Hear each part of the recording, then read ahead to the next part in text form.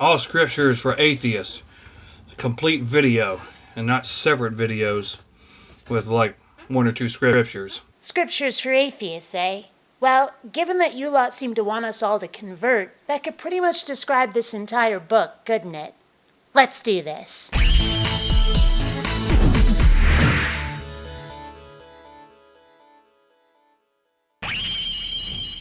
Greetings, fellow space travelers. BionicDance here.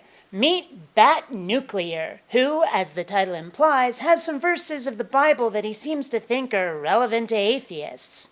Let's have a look, huh? Starting in Exodus chapter 33, verse 20. Okay, first things first over here. You takes your camera, you turns it sideways. Hey look, now you're letterboxed. Vertical video is a sin against the Lord. I should not have to be explaining this to you. And God said to Moses, "You cannot see my face, for no man shall see me and live."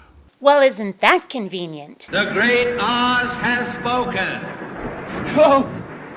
Pay no attention to that man behind the curtain. We're supposed to fear, revere, and worship a God we don't get to see, whose existence is never proved to us? How do you tell the difference between a hot rod and a lemon if you're not allowed to look under the hood? Job chapter 36, verse 26. Behold, God is great, and we do not know him, nor can the number of his years be discovered. Next verse, same as the first, a little more arcane and just a bit worse. Psalms chapter 14, verse 1. Give me a second here. For the fool said in his heart, "There is no God. They are corrupt. They have done abominable works. There is no one who does good."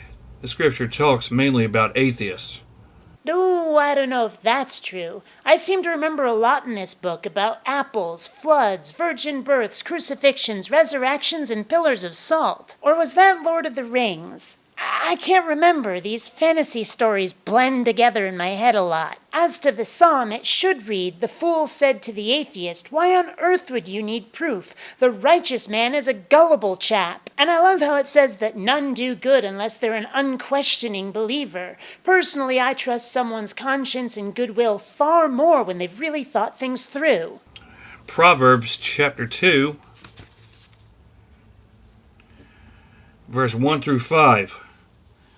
My son, if you receive my words and treasure my commands within you, so that you incline your ear to wisdom and apply your heart to understanding, yes, if you cry out for discernment and lift up your voice for understanding, if you seek her as silver and search for her as hidden treasures, then you will understand the fear of the Lord and find the knowledge of God.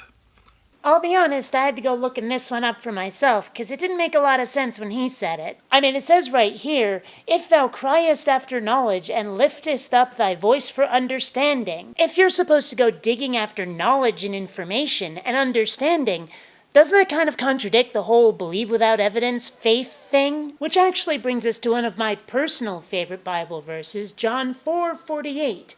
"Then said Jesus unto him, Except ye see signs and wonders, ye will not believe." You see, even Jeebus knew that you gotta throw people a bone once in a while, or else they'll start thinking you're a fraud. Proverbs chapter 16, verse 25. Proverbs chapter 16. There is a way that seems right to a man, but its end is the way of death. Everything dies. This is news? Luke. I am your father. Chapter 18, verse 27. Luke chapter 18.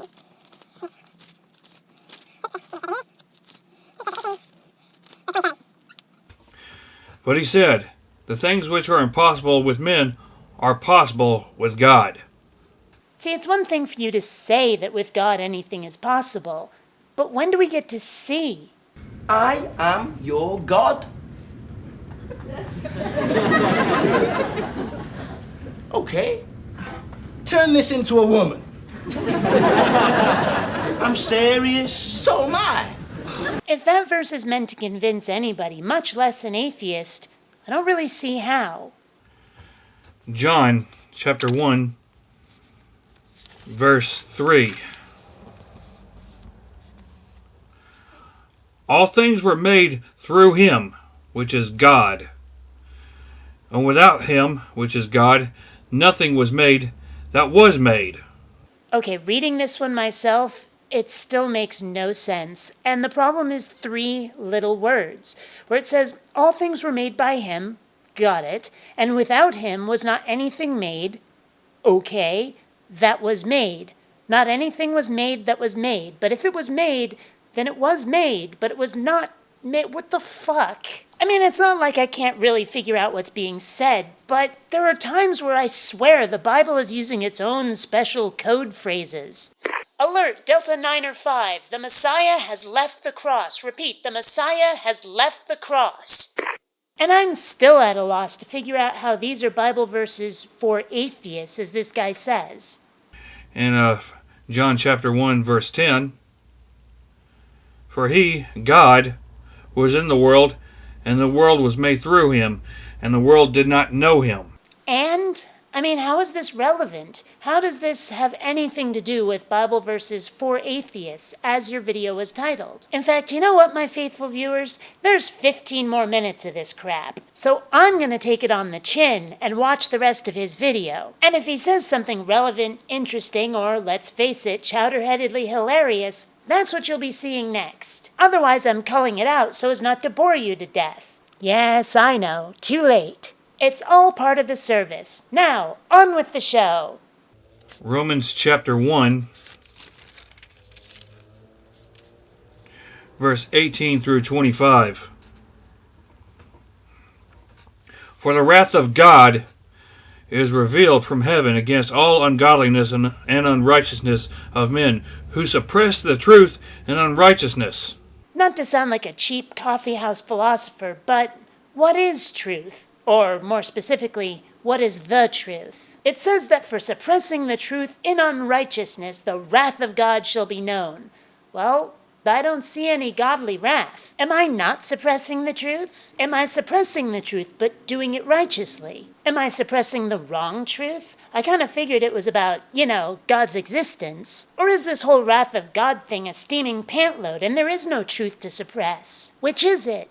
For since the creation of the world, his invisible attributes are clearly seen.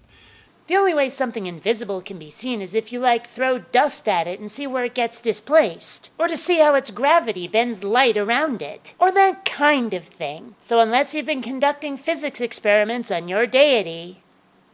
Because although they knew God, they did not glorify him as God, nor were thankful, but became futile in their thoughts. Now slow down there, son. Telling me what I know or what I was thinking? To peddling. And their foolish hearts were darkened.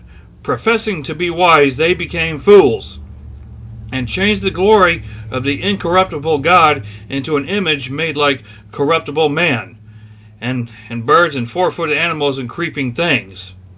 That really doesn't sound like atheism to me. It sounds more like paganism, witchcraft, nature worship. Right, they're having to do with Darwin's theory of evolution. First of all, I'm pretty sure that book of the Bible was written long before Darwin came around. Also, it had nothing to do with evolution. It was talking about how God was being perceived by various people, and had nothing to do with genetics or natural selection. Frankly, it sounds like Darwin is being used almost as a swear word for something you just don't like. Therefore God also gave them up to uncleanness and lust of their hearts, to dishonor their bodies among themselves, who exchanged the truth of God for the lie, and worshipped and served the creature rather than the Creator, who is blessed forever.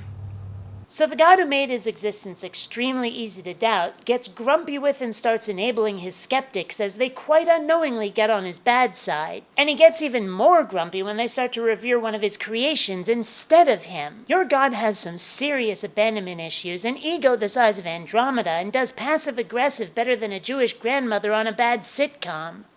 1 Corinthians chapter 3, verse 18 through 20. Let no one deceive himself. If anyone among you seems to be wise in this age, let him become a fool that he may become wise. For the wisdom of this world is foolishness with God. Oh, well, allow me to retort.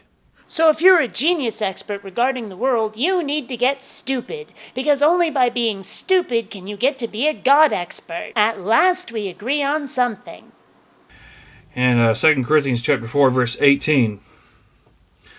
While we do not look at the things which are seen, but the things which are not seen. For the things which are seen are temporary, but the things which are not seen are eternal. Or, imaginary. Or something science hasn't learned to detect yet, the way we used to not be able to see atoms, electrons, protons. And if you're trying to tell us about the things that are unseen, how do you have any information about them if they're unseen? You can't have it both ways. Either you can see it and study it so you know that it's real, or you can't see it and you're just making shit up. Galatians chapter 1, verse 7b through 9. But there are some who trouble you and want to pervert the gospel of Christ. But even if we, or an angel from heaven, preach any other gospel to you than what we have preached to you, let him be accursed. As we have said before, so now I say again, if anyone preaches any other gospel to you than what you have received, let him be accursed. In other words, a slightly modified version of Pascal's wager. Believe what we tell you and do what we say, because the people who don't will pay a nasty, nasty price. Threats won't get this atheist, or most other atheists, to be on your side. And if threats are all you have, how weak is your argument? Colossians chapter 2, verse 2b through 4. Blah, blah, blah. Yakety smackety. Now this I say, lest anyone should deceive you with persuasive words. Now doesn't that go both ways? How do we know that your Bible isn't trying to deceive both of us with persuasive words? And finally, 1 John chapter 4, verse 12a. No one has seen God at any time. So there you have it. Nobody has seen God at any time, huh? Aha! Aha! That, my friends, is some epic self-ponage. And I'm spent. If you really want to see the shit I left out, as usual, I've linked the video and his channel down in the crotch bar. But for now, until next time, fellow space travelers, this is BionicDance saying don't run on automatic. Instead, please, think.